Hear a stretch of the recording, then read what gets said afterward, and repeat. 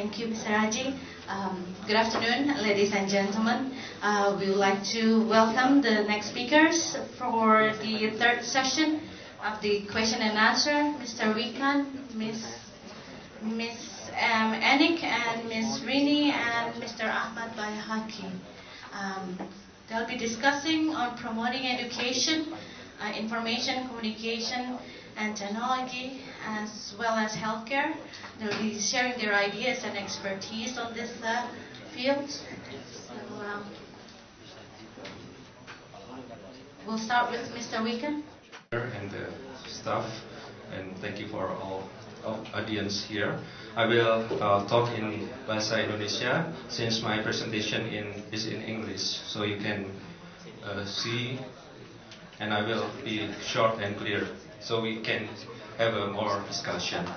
Pagi ini dan siang kita sudah nikmati sajian berbagai macam masukan dan informasi mengenai bidang masing-masing gitu ya, mulai dari medis, lalu ada yang dari Pertamina. Sekarang saya melihat dari sisi students, karena saya di Austria adalah sebagai student sekaligus membawakan topik dari teman-teman yang menjadi scholars di Eropa.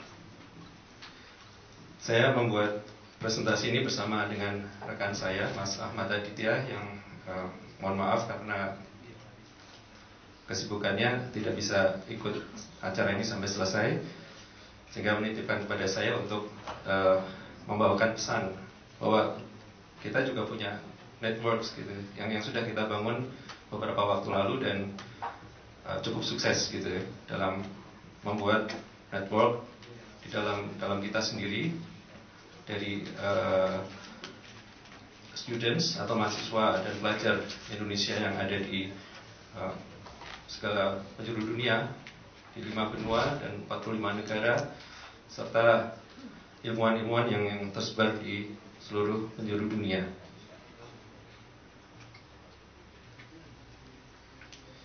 Baik, ini yang tadi dipaparkan oleh Pak Duta Besar mengenai brain drain. Jadi kita bisa saksikan di sini di Indonesia ada 3 komponen. Saya bilang universitas atau research institute, lalu ada dari government, dari company. Masing-masing punya satu tujuan gitu ya. Mereka mengirimkan student. Jadi inilah gerbang pertama bagaimana dari Indonesia menjadi overseas Indonesian gitu. Ada berapa yang menjadi lecturer di universitas asing gitu, atau menjadi businessman atau profesional di universitas di perusahaan asing ya. Ini kira-kira bisa lihat gambarannya seperti apa gitu, pemetaannya seperti apa. Nah, permasalahan timbul pada saat orang yang sudah ada di luar negeri gitu kembali ke Indonesia mau memberikan sumbangsihnya. Bagaimana caranya? Karena ada gap di situ.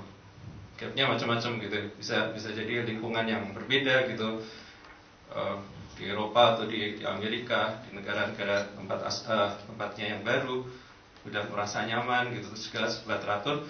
Balik ke Indonesia harus mulai lagi dari awal gitu ya. Kondisinya nggak mendukung. Teman-teman atau bos atasannya sudah berubah sehingga tidak memungkinkan lagi untuk kembali ke Indonesia. Ada gap di sini. Bagaimana cara memecahkan gap ini ya? Terima kasih kepada inisiatif Pak Dubes KBRI Brussel yang sudah bikin ini. Gambarannya sederhana. Kita bikin semacam kalau istilah di information technology ini adalah bus gitu ya, suatu bridge, jembatan yang menjembatani antara orang-orang yang di Indonesia yang ada di luar negeri, yang saya sebut sebagai overseas Indonesian, dengan stakeholdersnya yang ada di Indonesia. Masing-masing bisa saling berkait gitu. Yang Indonesia butuh apa, yang di luar negeri akan memberikan kontribusinya. baik dari scientist, student, entrepreneur, professional, atau bisnis. Ini gambaran kami, students dan scholars yang ada di Indonesia mengenai bagaimana bentuk atau model suatu Indonesia integrated gitu ya, suatu yang sangat fleksibel.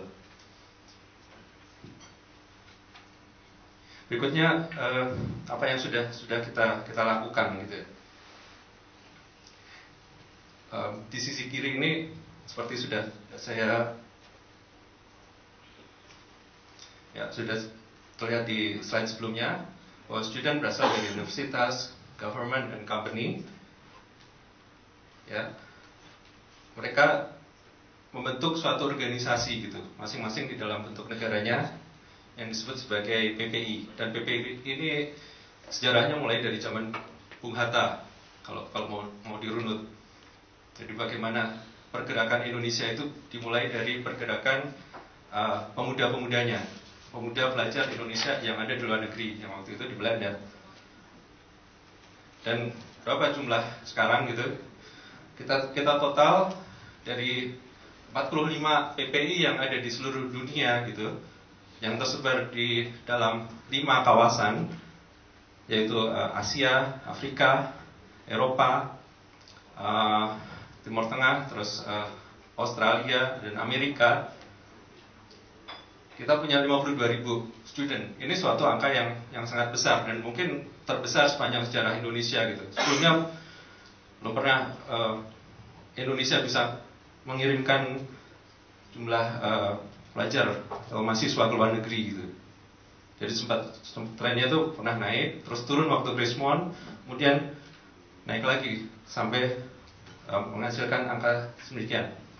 Dan yang menarik adalah bahwa kami pemuda pelajar Indonesia yang di luar negeri mau bergandeng tangan untuk suatu organisasi yang dinamakan sebagai OISA, yaitu Overseas Indonesian Students Association Alliance, atau yang antara kita disebut sebagai PPI dunia gitu ya. Jadi ini bagaimana caranya kita sebagai students gitu bisa bersatu untuk networking, bagaimana pemikiran-pemikiran kita yang ada di luar negeri itu bisa kita sumbangkan ke Indonesia gitu. Dan ini dimulai dari simposium internasional PPI dunia yang pertama yang di Australia di tahun 2008, berlanjut di tahun 2009 yang menghasilkan 2 organisasi baru gitu ya, yang disebut sebagai Indonesian International Scholar Association atau disebut I4, dan juga Radio PPI Dunia sebagai media kita gitu ya, pengikat Indonesia. Jadi dari situ students bisa mengabarkan bagaimana perkembangan kemajuan di suatu negara, terus bagaimana mengobati kerinduan para pemuda pelajar yang ada di luar negeri kepada Indonesia, bagaimana situasi di Indonesia, itu semua didiskusikan dan diperbincangkan. Saya yakin bahwasanya dengan adanya networking yang kuat bisa memecahkan masalah birokrasi yang ada di Indonesia. Karena networking itu seperti halnya yang ada di India, itu bisa bikin kontribusi dari luar negeri, katakanlah kalau di India, dari luar India bisa masuk ke India. Kasus kita ya dari luar Indonesia, mereka bisa kontribut ke Indonesia gitu secara langsung, bisa melalui sumbangan gitu ya. Mereka kasih spend, mengumpulkan dana kolektif, terus mengumpulkan buku-buku pelajaran gitu ya, yang disumbangkan langsung ke Indonesia. Itu inisiatif-inisiatif yang sudah kita lakukan. Mr. Wikan, you have 1 minute to go. Oke, terima kasih.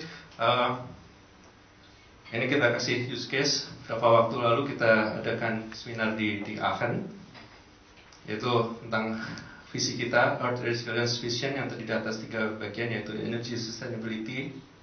Ini kaitannya sama Pak yang dari Pertamina dan Total. Lalu ada Food Security dan Disaster Resilience, yang kemudian kita bicarakan bersama-sama dengan stakeholders kita. Dan menariknya adalah tidak hanya dari Indonesia saja, tapi juga dari luar negeri. Kita kumpulkan pakar-pakar di luar negeri, bagaimana kita suruh mereka untuk solve permasalahan kita. Dan ini bukan permasalahan kita aja, tapi permasalahan dunia.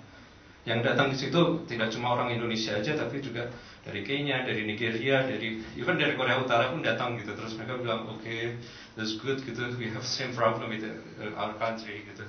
Jadi saya pikir ini saat kita orang-orang Indonesia itu tidak hanya memimpin bangsa sendiri, tapi juga memimpin dunia. Dan mereka setuju, oke, ini kelihatannya kita ingat tahun 1955 Indonesia pernah memimpin konferensi Asia Afrika. Jadi ya bagaimana kita cari peluang-peluang kita gitu untuk bisa membuktikan dan mendapatkan apa yang kita bisa buat Indonesia dan buat dunia. Sebagai penutup saya berikan informasi mengenai apa saja yang sudah kita lakukan. Anda bisa kontak dan atau cari informasi selanjutnya mengenai OISA, Overseas Indonesian di website ini. Mengenai IMPAD di sini, program-programnya apa saja. Radio BPI Dunia Anda bisa dengarkan secara langsung, termasuk siaran dan seminar-seminar yang kita sudah lakukan. Kemudian tentang Earth Resilience Vision dan kontak kita. Demikian, terima kasih. For the nice presentation on the Indonesian Student Association. The next topic will be given by Ms. Anik Mediati and Ms. Rini Vidyarti.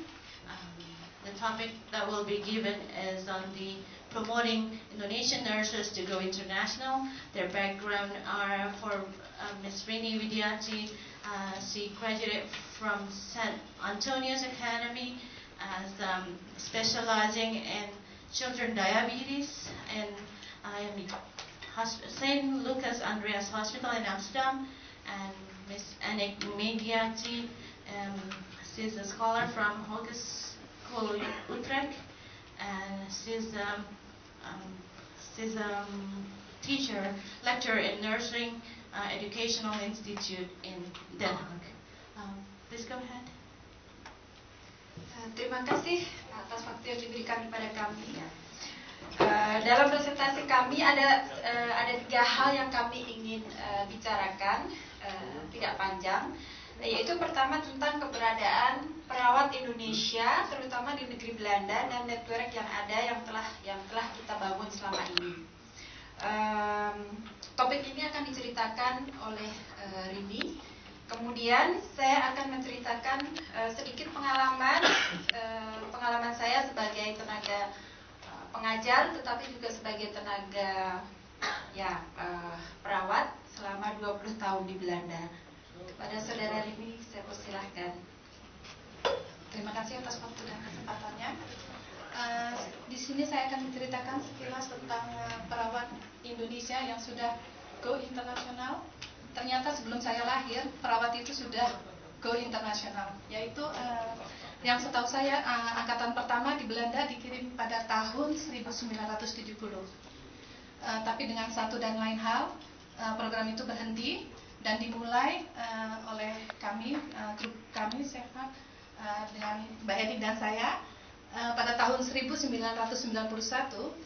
atas inisiatif Departemen Kesehatan dan Departemen Tenaga Kerja dan bekerja sama dengan rumah sakit yang berada di Belanda, maka dibuatlah sebuah program yang bernama Indonesian Nurse Training Program.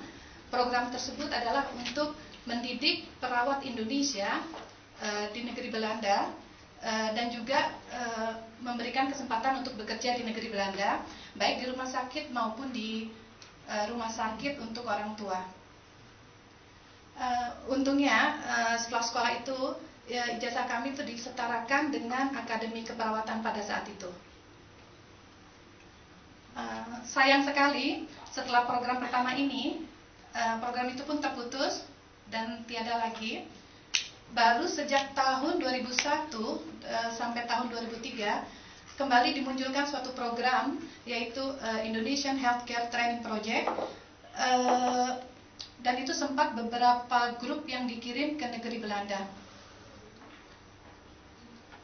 kalau tidak salah ada 5 grup. Nah, sayangnya lagi-lagi karena entahlah karena ada perubahan hukum, yaitu proyek itu harus berhenti karena MOU di stop oleh pemerintah Belanda karena pada tahun 2003 pemerintah Belanda ada undang-undang baru di negara Eropa yang memutuskan bahwa tenaga kerja yang ingin bekerja di Belanda dan khusus di Eropa dan khususnya di Belanda tidak mengambil pekerja-pekerja dari luar Eropa. Karena itulah proyek tersebut terhenti. Pada saat ini kurang lebih masih ada 200 perawat Indonesia yang bekerja di Belanda, yaitu dari proyek-proyek yang lama, dari proyek yang lama banyak yang tidak pulang kampung istilahnya. Jadi mereka menetap di negara Belanda ini, termasuk Mbak Endik dan saya salah satunya. Salah dua-duanya. Nah, untuk memperkuat eksistensi kami sebagai perawat, pada tahun 2002 yaitu oleh Pak Didin kalau tidak salah didirikan sebuah persatuan, yaitu Persatuan OTKIN, Organisasi Tenaga Kesehatan Indonesia di Nederland, yang tidak hanya mencakup sebagai untuk profesi perawat, tetapi juga profesi-profesi lain seperti radiolog dan sebagainya. Organisasi ini pada tahun 2007 melebur menjadi bagian dari PPNI Pusat, yaitu Persatuan Perawat Nasional Indonesia. Jadi sejak tahun 2007, seperti presentasi Pak siapa tadi yang sebelumnya menyebutkan tentang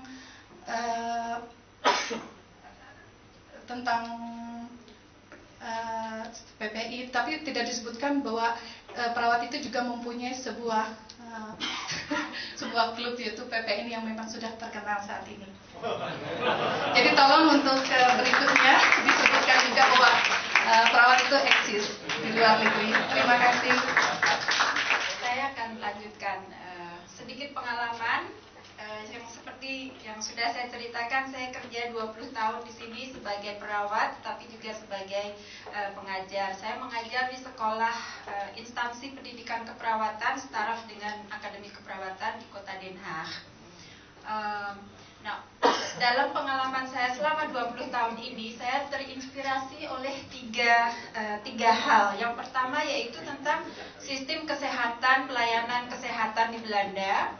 Dan kedua adalah undang-undang yang menetapkan hak dan kewajiban pasien tetapi juga tenaga profesional.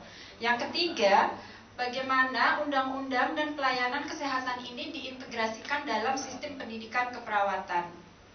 Saya akan mulai dengan hal yang pertama, yaitu sistem pelayanan kesehatan terutama di Belanda. Sepertinya tidak awam lagi untuk bapak-bapak dan ibu-ibu di sini bahwa di Belanda atau di Eropa itu bahwa setiap orang harus mempunyai dokter keluarga atau istilahnya di Belanda huisarts. Di sini juga. Ya. Ini adalah pintu pertama di mana kita itu bisa mengetuk untuk mendapatkan pelayanan kesehatan. Tanpa rekomendasi dari dokter keluarga, kita tidak bisa mendapatkan pelayanan ke dokter spesialis. Jadi kita memerlukan suatu surat rujukan. Dari situ baru berjalan sistem bahwa akan mendapatkan pelayanan secara klinis atau secara poliklinis. Kalau kita sembuh, alhamdulillah, jadi selesai proses itu.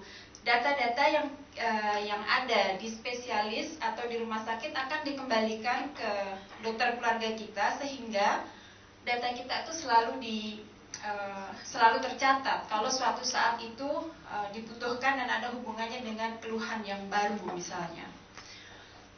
Yang ingin saya jelaskan di sini bahwa pelayanan lanjut yang ada di Belanda terutama untuk masalah revalidasi atau untuk pelayanan untuk orang tua. Di Indonesia sudah banyak sekali rumah sakit dengan segala macam variasinya, swasta, negeri, dengan segala comfort dan pelayanan yang luxe. Kalau di sini yang baru buat saya selama ini adalah tentang pelayanan di rumah sakit khususnya untuk revalidasi atau untuk orang tua.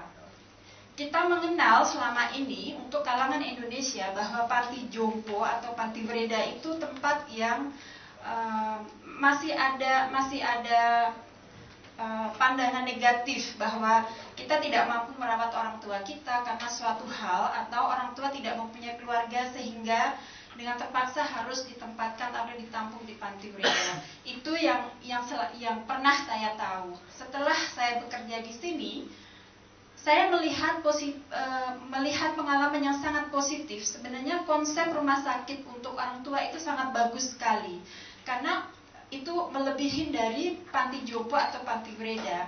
Saya tidak menyebut rumah perawatan. Saya di sini spesifik menyebut rumah sakit untuk orang tua karena beberapa hal. Pertama, di rumah sakit ini semua pelayanan medis itu sudah diintegrasikan. Ada spesialis geriatri, jadi spesialis yang khusus menangani penyakit-penyakit yang terjadi pada manula.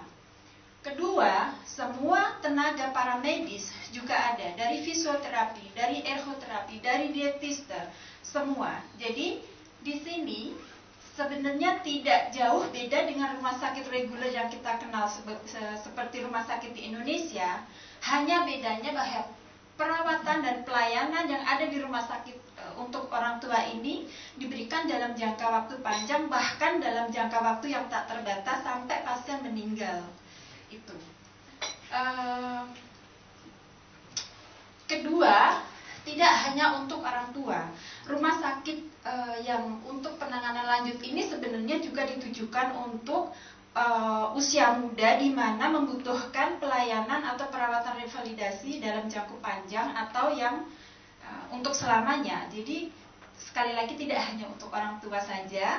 Kalau mungkin bapak-bapak atau ibu-ibu kenal, oh ini panti jompo, itu juga untuk orang usia muda dan dengan segala keluhan. Jadi tidak hanya dengan keluhan demensia yang seperti yang kita kenal selama ini, tetapi juga untuk segala macam revalidasi seperti misalnya setelah operasi besar atau setelah operasi jantung juga bisa dirawat di rumah sakit ini. Ya. Selanjutnya yang juga ingin saya ceritakan tentang sistem finansial dan undang-undang yang melindungi sehingga kualitas pelayanan kesehatan itu bisa dipertanggungjawabkan. Dan di sini finansial dalam arti semua orang mempunyai asuransi, dan asuransi yang kita kenal selama ini adalah asuransi untuk tindakan medis yang basic. Yang banyak orang tidak tahu di pengalaman saya itu bahwa ada asuransi, ada aturan finansial yang kita juga bisa gunakan, misalnya untuk di rumah, misalnya orang sudah sakit parah sehingga tidak bisa naik atau turun tangga, sementara juga tidak memungkinkan untuk pindah rumah, bahwa itu ada jaminan juga keuangan sehingga kita bisa misalnya membeli lift untuk dipasang di tangga, atau sehingga kita membesarkan kamar tidur sehingga bisa dipakai untuk kursi roda atau tempat tidur yang khusus untuk perawatan. Nah, itu tidak di-cover oleh asuransi biasa, tetapi bisa di-anfrah melalui Kota Madya. Jadi itu khusus finansialnya. Ya, Stadsdale. Iya, terima kasih Pak. Miss Annie, you have 1 minute or Ya, can you? Cepet. Satu lagi yang paling penting undang-undang. Saya sangat terinspirasi dengan adanya undang-undang yang ditetapkan untuk melindungi pasien dan perawat. Pasien mempunyai hak dan kewajiban. Hak dan kewajiban pasien sangat diterapkan dalam pelayanan keperawatan sehari-hari dan setiap saat. Contoh dari hak pasien di sini adalah pasien mempunyai hak untuk mendapatkan privasi yang semaksimal mungkin. Pasien mempunyai hak untuk memberi izin atau menolak pelayanan atau pengobatan. pasien juga mempunyai hak untuk berpikir, untuk menunda penanganan atau pengobatan. Dalam hal ini, pasien juga mempunyai hak untuk mengetahui isi berkas medis, bahkan ikut menulis dalam berkas medis. Itu yang sangat membuat saya terinspirasi bahwa pasien tidak hanya sebagai korban yang sedang sakit, tetapi juga mempunyai hak yang sangat dihargai di sini. Ya, satu lagi undang-undang yang melindungi hak dan kewajiban tenaga profesional, antara lain tenaga perawat. Saat ini bahwa semua orang yang mengaku bahwa dirinya perawat itu harus mempunyai diploma keperawatan dan harus terregistrasi, dan registrasi itu hanya berlaku untuk 5 tahun. Berarti setiap dalam jangka waktu 5 tahun perawat harus mengikuti ujian untuk membuktikan bahwa saya masih berpotensi dan saya masih berhak memegang profesi saya sebagai perawat. Jika dalam ujian itu tidak lulus, maka registrasi akan dicabut dari negara. Ya, terima kasih. Thank you, Ms. Annie and Ms. Rini, for the introduction of PPNI and sharing their experience in the health system in the Netherlands. So our last speakers for today for this question and answer session is Mr. Ahmad Baihaqi. He's the expert in information, communication and technology. He's the IT consultant to European Commission. So, and he is our webmaster. So we should give a big applause for him keeping our web. Okay, go ahead. Thank you, Mbak. Good afternoon, everybody. I'm just wondering if there's any non-Indonesian speaker. Yeah, okay, masih ada satu. Ini nggak bisa bahasa Indonesia. Okay, today I'm not gonna try to give lecture or presentation, but more giving thoughts and maybe trying to get your feedback and we can share our experience in IT and also working abroad in general. Basically, what I want to talk today, the title sounds a bit provocative, but basically we want to be better than India, and we can be better than India. We are already better than India. So today, basically, what I'm trying to present today, we can share together. Maybe you have better knowledge about the IT world than I am as well.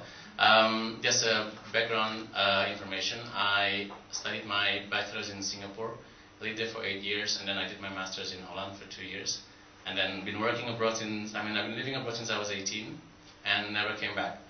I will come back eventually, like all Indonesians. Basically, a few months ago I woke up.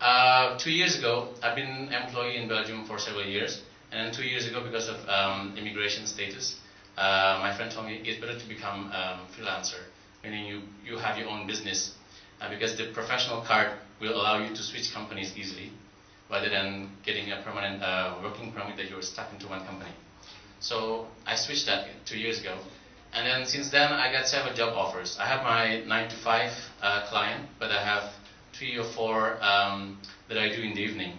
So I said, I'm so tired, and then my friend told me, why don't you shift some work to Indonesia? So you just get the job, push it back to Indonesia, you get the commission, you make money doing nothing, basically, right? So I said, okay, it's a brilliant idea, right? Everybody can just do that. We make so much money and we create jobs in Indonesia. So I said, why don't we do that? So I said, my friend told me, that's how the Indians do it. That's why, to see the similarity between Indian and Indonesians, right? Indian people have very expansive professional network abroad. I mean, they push their people to go abroad, to find jobs, to go to school, just like Indonesians. And when they do that, they will take in their friends. Like this, you can see all Indian names in, like the CEO of, the founder of Hotmail. And then once Hotmail was set up, it was a big thing. And you can find hundreds of millions of other Indian names in big 500 Fortune companies, for example. So with that network, the Indian people did the same thing. So they brought the business back to India. So when they set up big, huge companies in America, for example, or Europe, they will set up call center in India. They set up they outsource their software development and things like that. Not only for their business, but also for other business in the country where they live. So why they are so popular? Because everybody knows it's cheap in India. Everything is so cheap. So the keyword is cheap, but I know everybody will have their opinion about this. But I'm going to talk in my next slide. So this is also my my argument why we can actually be like India, but even better. The thing is, we have the same thing. We have the extensive professional network abroad. I mean, we have people coming from all over the countries today, and we have the same thing. Well, the thing is, I think the main thing about Indonesia, though, we can do better, right? For example, I'll give you an example of call center. India is now big on call center. I mean, yesterday I tried to change my flight booking. It was an Indian guy. So I asked, where are you? Oh, I am in Frankfurt or something. He said, yeah, right. That sounds like Bangalore or something, right? So it's the same thing. Why we can do better call center? Because most Indonesians speak very good English, that's one. But most Indonesians are very open-minded about learning languages. I mean, people living in France, for example, I bet you can speak French very well. And we have people living in Belgium, we speak 3 languages at least. We have English, I have to use French, and Dutch as well at work. So very open-minded, we can teach. You go to Bali, when we had the recession, I was surprised because I was in Bali and then the waiter was speaking Russian. Because at that period, all the Russian were having so much money, while everybody is in recession. So we are very open-minded on it. And then our English is widely taught now, because when I was in primary school, like 20 years ago or something, we only had English starting junior high school. But now the kids are already learning English very early, like preschool, even kindergarten, they already have English. So, secondly, the main issue that I've been talking to many IT professionals in Belgium and somewhere abroad as well about software development. They are known to be very cheap, but they always say you get what you paid for, right? When you get the cheap things, like I talked to Mas Aji last year, I think, and he said, well, we did some outsourcing to India for software development, but then nobody's there. So the project says it's 1 month, it became 4 months, and 5 months and 6 months, and you try to call the people there, you don't get the answers. So you get what you paid for. So the same old story goes like that almost to everyone that I know, and I ask about outsourcing to India. So what we can do there, we actually go and attack on the quality bit. I can assure you many people will be willing to pay a little bit extra for the quality, because delaying a project from 1 month to 4 or 5 months in IT or any business is catastrophic. You will lose so much money, like the delay of the new Berlin airport, and how many trillions of euros just being thrown away because they couldn't really finish the airport on time. So the business critical, like IT and let's say healthcare and things like that, we attack from the quality side. We increase the price a bit, we have better quality, we can win it. So this is some of the experience I had since I was in university and also in my professional career. Maybe things have changed, and I hope things have changed. And I have never worked in Indonesia before. And so I think I've spoken to some of the Indonesian professionals, and then they updated me some stuff as well. So what we need now is to really promote entrepreneurship. Basically, we promote everyone to just be there like the Americans. How come there are so great companies everywhere in the world? Because everybody just want to go there and create something. Okay, you can work for the biggest companies in the world, Deloitte or Ernst & Young or whatever, but it's just too be good to be your own boss. And we have to start planting that in people's mind, starting when they're very, very young. So what happened in my university at the time, we had business incubator. So this is the initiative from my university. Basically, we provide, just to explain, business incubators like the incubator you see in the hospital when you have prematurely born babies. So the university provide buildings and rooms and working space at a very extremely reduced price. So they don't pay anything, they just pay rent like $20 a month or something. Then they get phone, they get fax, and they get computers. And this is how business in America started. I don't know how big it is in Indonesia, but with starting with that, we can create the next Mark Zuckerberg also studied from universities, for example, from this business incubator. So they pay cheap price.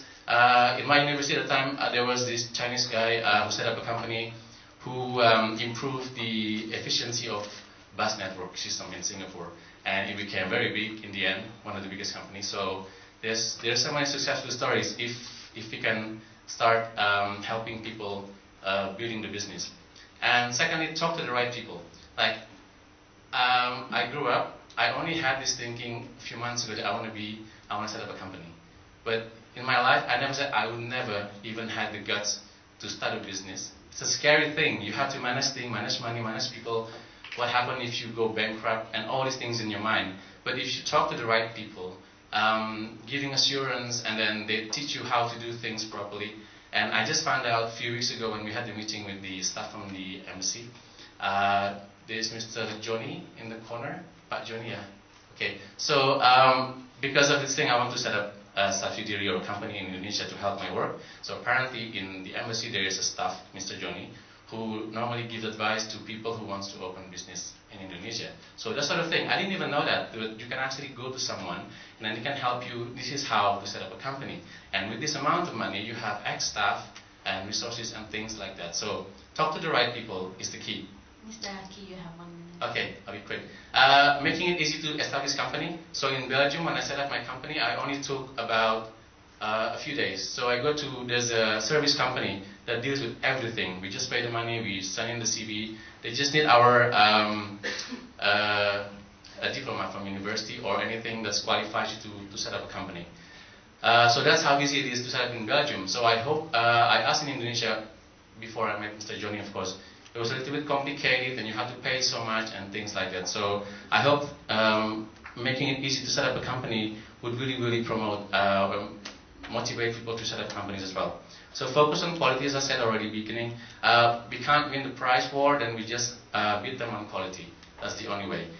And then we set up support organizations to promote networking and information dissemination. So we give information to the right people when they need help, how to set up companies. We give them resources, we give them support, so then we can make a big network like the Indian people, and better. So that's what thank you very much. You gave us an inspiration. I should be replacing my Indian assistant with Indonesian assistant then. Okay. Next session is Q&A session. I would like to give the floor to Mr. Emerson. Terima kasih. Pertanyaan untuk Bu Rini tadi mengenai masalah penutupan tenaga kerja di Eropa. Kalau saya tidak salah ingat sih kemarin dari diskusi di dalam Komisi Eropa, karena ada jumlah populasi penduduk di Eropa yang semakin tua. BMW misalnya itu average usia workersnya sekarang 39 tahun. Dalam waktu 2020 average age dari factory BMW adalah 55 tahun. Dan tren ini akan terus terjadi di Eropa. Jadi ada pembicaraan di Parlemen Eropa dan Eropa mengenai kemungkinan mempermudah seasonal workers.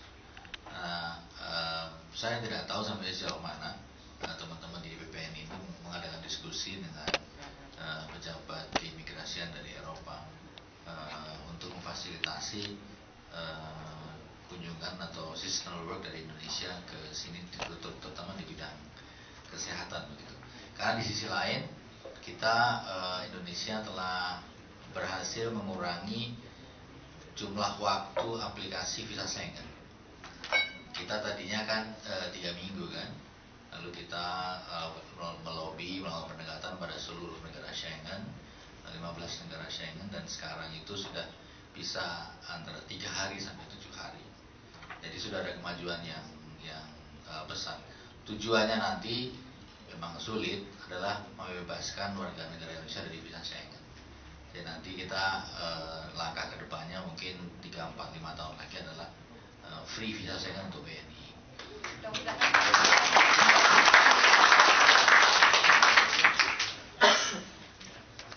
Terima kasih banyak Pak, semoga berhasil.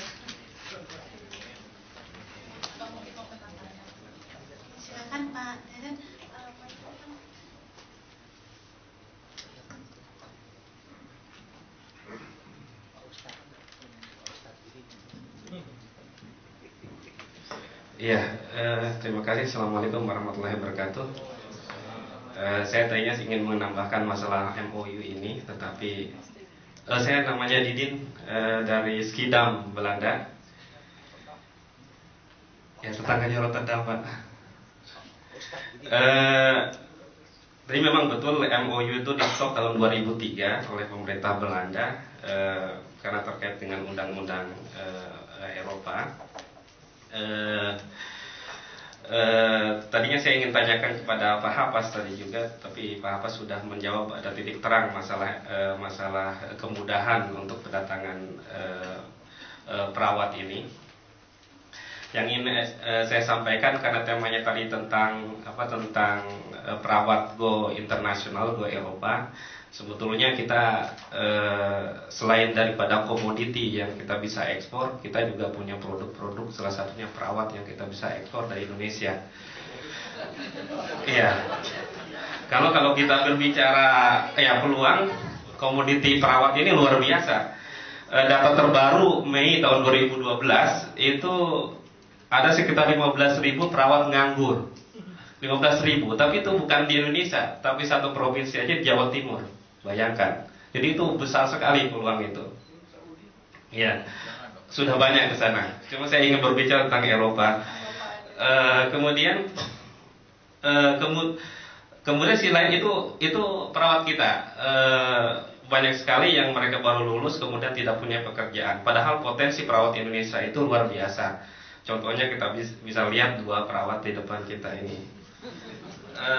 Kalau mereka kasih kesempatan, mereka bisa berkembang. Kemudian kalau kita berbicara peluang di sini, itu kebutuhannya juga luar biasa.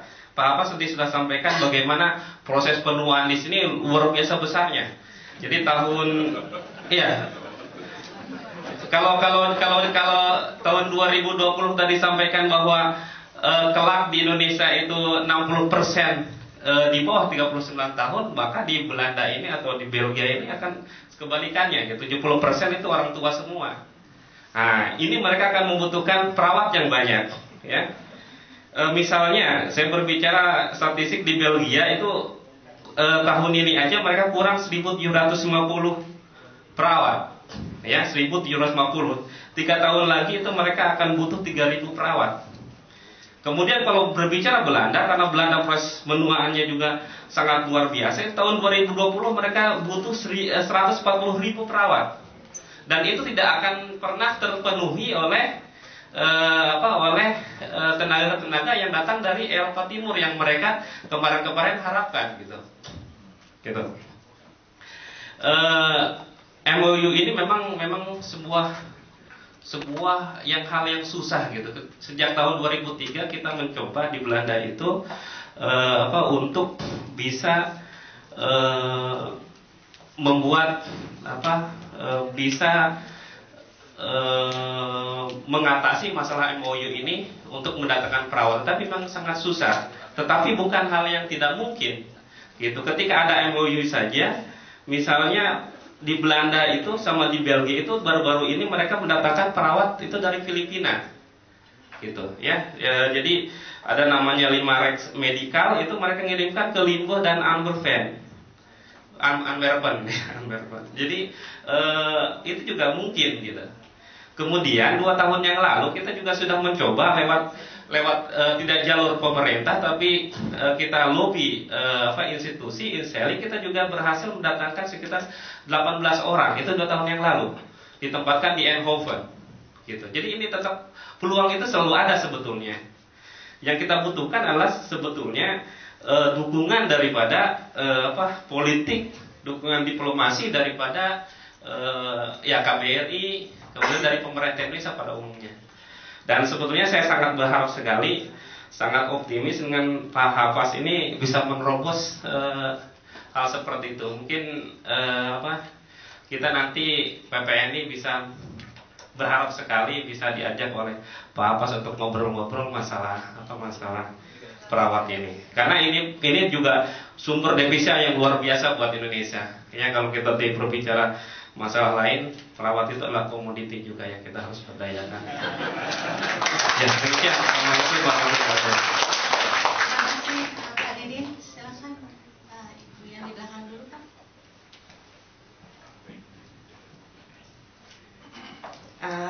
saya Indah Morgan dari Nottingham lagi, masih dari Nottingham.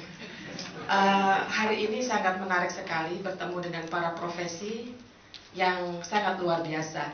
Pertanyaan saya adalah, mungkinkah hasil dari acara hari ini masuk ke Senayan agar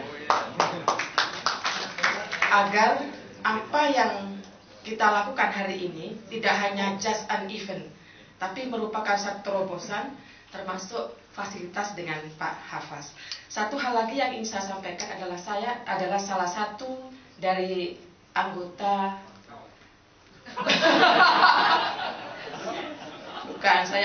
salah satu anggota dari petisi pendataan kewarganegaraan ganda bagi WNI. Harapan saya sangat meminta pendukungan dari para profesional, karena selama ini yang saya dapat adalah dari pelaku kawin campur. Saya juga sebagai ketua pelaku kawin campur. Alasan saya kesini adalah kalau pelaku kawin campur itu mereka menikah pada tahun 60-an. Dengan demikian mereka usianya sudah hampir 70-80 dan mereka ingin kembali ke Indonesia untuk mengenang masa mudanya, masa kejayaannya. Akan tetapi mereka sudah meninggalkan warga negara Indonesia dan mereka nggak mungkin umur 65 tahun disuruh ujuk-ujuk ke